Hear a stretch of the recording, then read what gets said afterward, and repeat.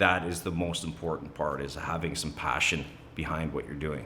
And then when you know what that is, dive into it and don't let anybody tell you nothing.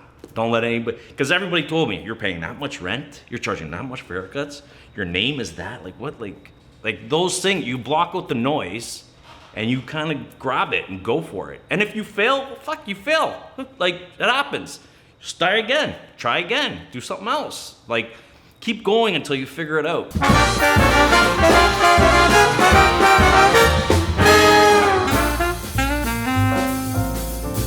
School was never my forte, man. Like, I don't know, my brain just didn't work that way.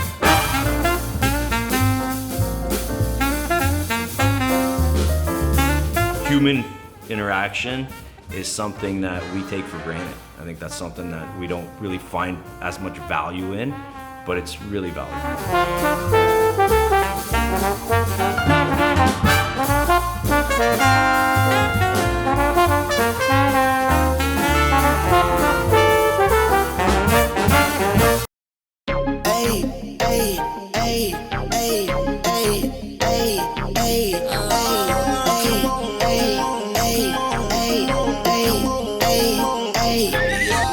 My name's Dante Perrone.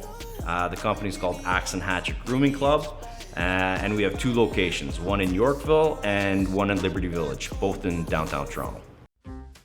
So I grew up, basically my dad had a barber shop my whole life when I was a kid, and my uncle was a barber, my aunt was a barber. It was just kind of in our family, and when I was a little kid, like Saturday mornings, my old man would be like, come on, let's go. I'm like, what? I want to watch cartoons, I want to be a kid. He's like, no, come on.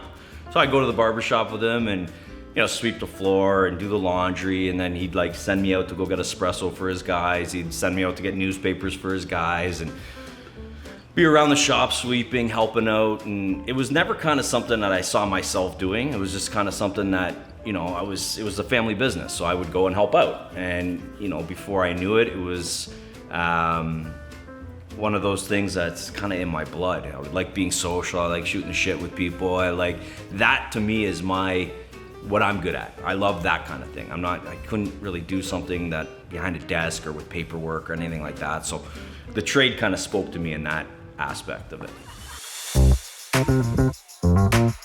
School was never my forte, man. Like, I don't know, my brain just didn't work that way. I probably had ADD, ADHD, I had like, who knows, a little bit of dyslexia. Like, it wasn't meant for me. I couldn't figure it out. Like, but I was friends with my teachers. I befriend my teachers, I shoot the shit with them. We'd have like, you know, it was like I figured out my way through school. I found it really hard. I had like, you know, obviously all these extra help, and my parents put me in all these different programs to help me, you know, learn to read and write and these things. And, you know, I can get by with it. I'm just not good at it. And it was one of those things where kind of scary when you're a kid and you're not good in school, and you think the only way to like do good in life is to like be good in school and go to university and go to college and like get an education. And I'm not knocking that. It's just not for everybody. And it wasn't for me. It was so far out of my comfort zone that I didn't know what I was gonna do. And so, funny enough, I'm like, I'm gonna go to college, I'm gonna go there, and I'm just like looking at things, and again, my old man was like, you're not wasting my money.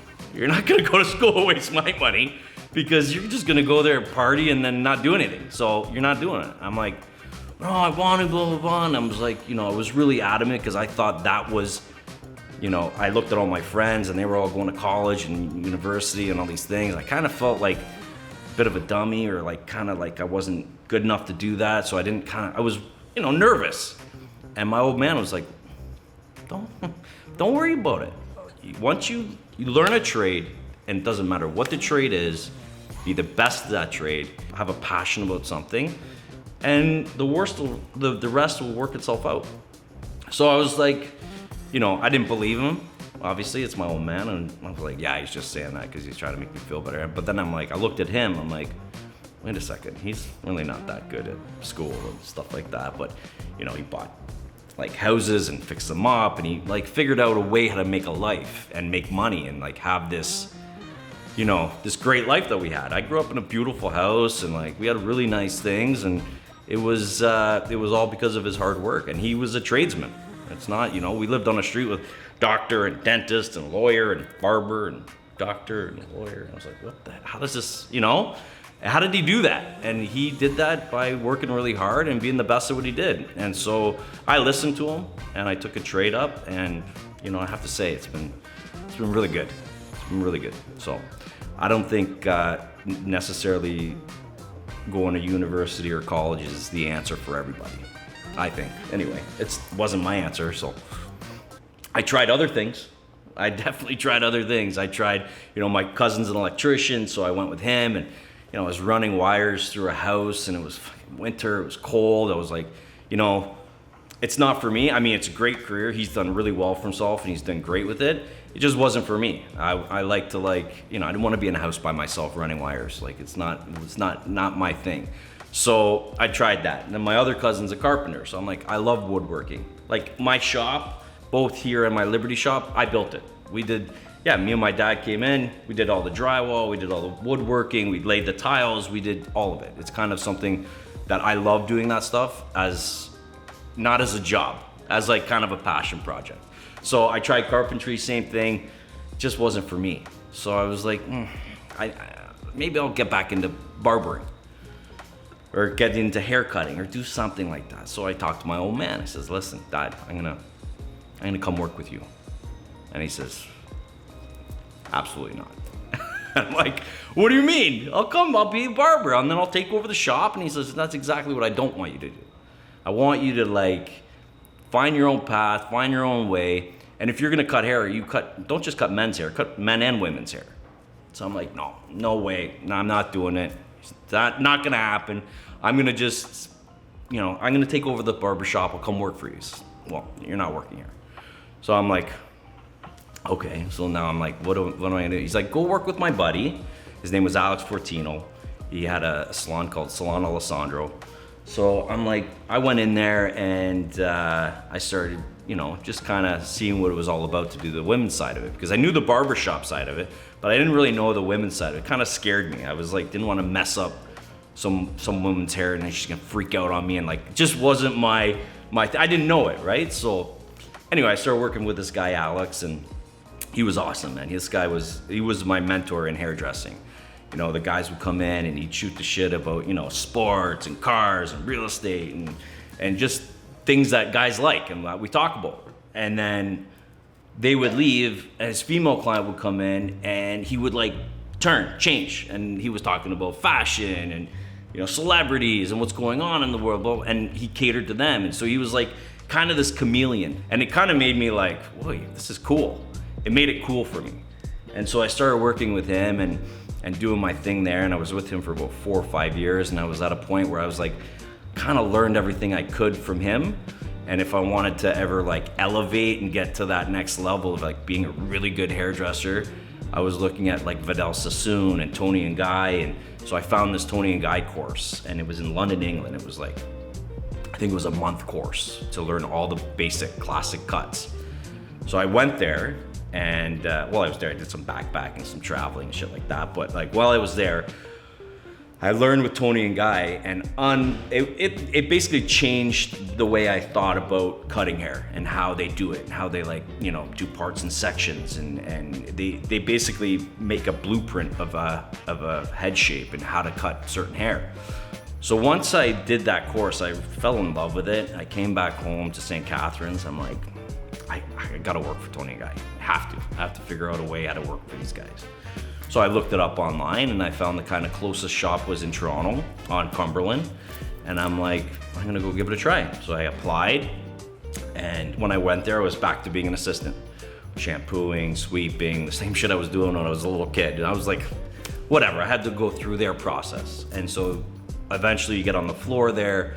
And then I worked there for about 8 years at Tony and Guy. For the first, 6 months to a year, I was an assistant, and then I got on the floor. And after about 2 years of being on the floor, I was their #1 stylist for the last 6 years. So, and it was really good. I loved it. It was great. And then I wanted to kind of partner in and become part of the brand, and you know, I was all Tony and Guy. In my mind, it was all Tony and Guy. And then what ended up happening was my book started filling up with more and more guys. Guys started caring more. Started looking like, and they wanted to come see me so we could shoot the shit about sports, or like things that we like. So they come in the shop, we talk, and next thing you know, I was like, you know what? I think I'm gonna open a men's grooming club. Yorkville didn't have one. So I'm like, let's do it. So I asked one more time the owners at the time, I said, listen, you know, if I can't be a partner, like I'm gonna have to do my own thing. And like, well, you have to do what you have to do. I said, okay. So I started scouting locations. And then I came here and I saw this, I'm like, oh my God, it's perfect. Perfect. Good size, good street visibility, good for walk-ins.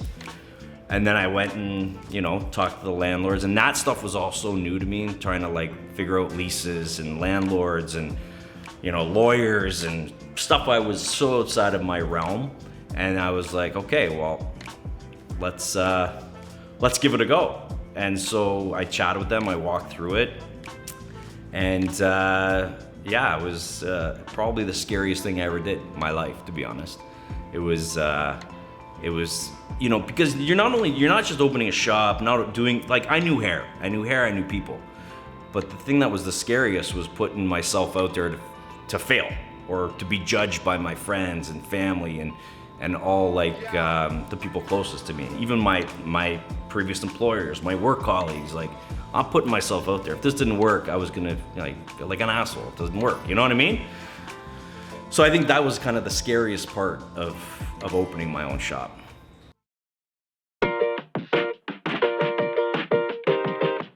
So the name came to be with a bunch of buddies and me, went up north. We're sitting there, we're brainstorming, we're coming up with a bunch of ideas, and I, you know, I had kind of a mood board of what I was looking for, something elevated, something manly, but not too much. And so we were there and we're sitting around, we're coming up with names like Lion's Den and Goodfellas Barbershop and all these different names. And so I look over and there's this hatchet sitting in a stump.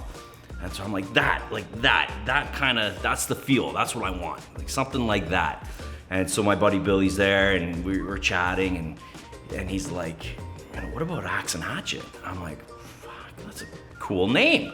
I like that, because like an axe has like two blades, those old school, you know, Viking axes have two blades, like a pair of scissors, two blades. And then a hatchet has one blade, like a razor. So it's kind of like a play on words with axe and hatchet. So that came to be, and I was like, I was loving it. And I'm like, you know, I was telling people Axe and Hatchet. And then I talked to my old man, and I was telling him exactly what, you know, the place was. And he's like, Axe and Hatchet? That's a stupid name. I'm like, what do you mean, Pa? What are you talking about? He's like, I don't know what that is. Do you sell tools? It doesn't make sense. And I'm like, no, it's just different. It's something unique. It's, you know. He's like, but if I don't know what it is, other older guys aren't gonna know what it is. So put, you know, barbershop or something. I'm like, I don't want barbershop in the name. I want it to create that, you know, elevated experience. So Grooming Club came into play. So Axe and Hatchet Grooming Club.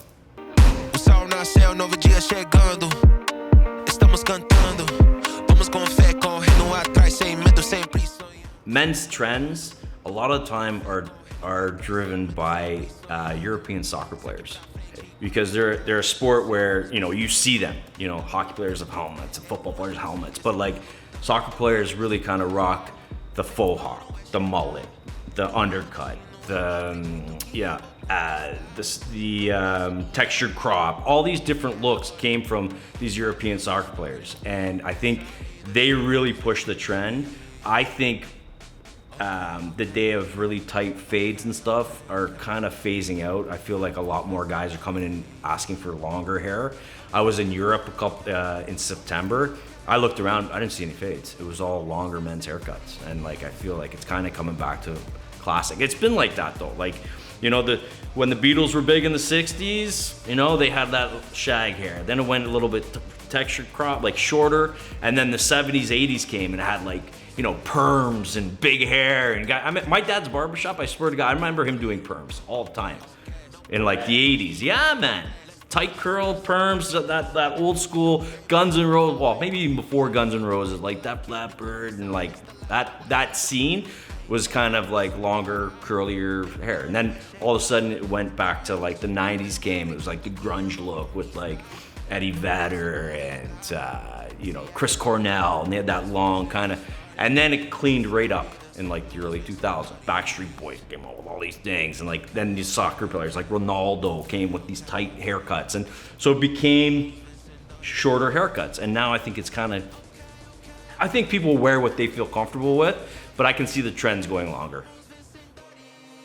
Yeah, between soccer and musicians, I mean, that's really kind of where guys get their look from. I mean, even TV shows, let's be honest, Mad Men. Mad Men changed the game. Side parts, clean cut. Mad Men did that, that type of, that feel. So I think a lot of times the trends come from celebrities, sports guys, musicians. Like that's kind of where people are going.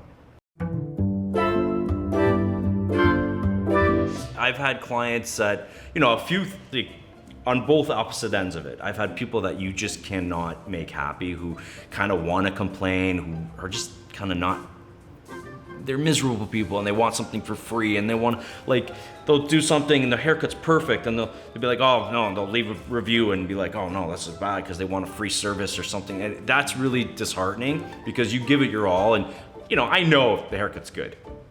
I know. And I feel like sometimes people take advantage of going online and being like, these guys are mean and I hate this place and they didn't listen to me. And it's like, to me that shit drives me crazy. I would say that's the worst part of it. I mean, I think the good part of it, or the best part of my job and what I do, is the connections I have with people. I got guys in here that, maybe not are super popular, don't have a ton of friends, don't have a lot of people in their life that they can open up to and share things with. And I think that is something that I find a lot of value in, and why I love what I do is because I'm connecting with people. They're here, I don't know any of their friends, I don't know any of their family, I don't know anybody they work with. It's just me and them, and I'm their guy. And so they open up to me, and I think that's the most rewarding part of my job, is that I get to have, connections with people. And I think that to me is important, because I think human interaction is something that we take for granted. I think that's something that we don't really find as much value in, but it's really valuable. And I think that's super important. So I would say figure out what makes you tick, what you're good at. I love people. I love people. It's my thing. I want to be around people. It makes me feel good about making somebody look good, helping somebody through their own problem. Because like in a barbershop, you're talking problems all the time. And what made me tick was connection with people. So why my business does well is because I care about people. And I care about making them feel good, look good. But I think, take that outside, anybody, what they do in their life, if they're passionate about it, and if they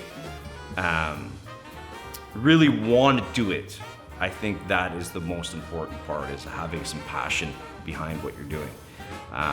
And then when you know what that is, dive into it, and don't let anybody tell you nothing. Don't let anybody, because everybody told me, you're paying that much rent, you're charging that much for haircuts, your name is that, like what, like those things, you block out the noise and you kind of grab it and go for it. And if you fail, well, fuck, you fail. Like, that happens.